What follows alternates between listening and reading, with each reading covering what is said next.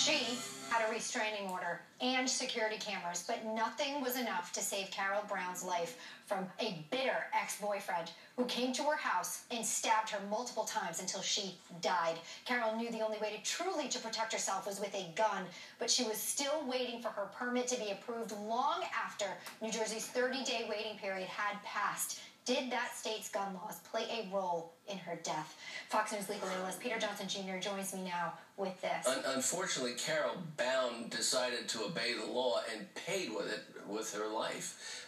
She was in a relationship with a man named Michael Eitel, who had a history of kidnapping, had a history of assault, had been in prison, and took out an order of protection against him because she feared for her life. And then on April 21 of this year, went to her local police department and filled out an application to become a firearms purchaser, meaning in New Jersey and in 10 other states, you have to fill out this application in order to walk into a firearms store to purchase a weapon. If you haven't been approved, then you can't actually go in, unlike a lot of other states in the country where you go in and they do this quick check, and either you pass or you don't, and you walk out or not walk out with the firearm. And so she died in a stabbing, a brutal stabbing by this fellow Eitel, waiting for the state of New Jersey and her local police to approve an application to purchase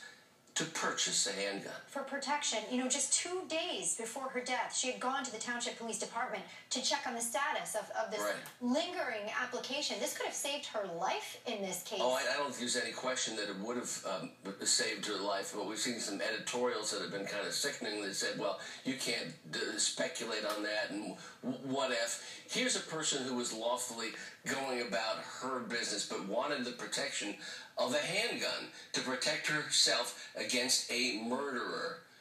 He murdered her while she waited for the state of New Jersey and local police to act.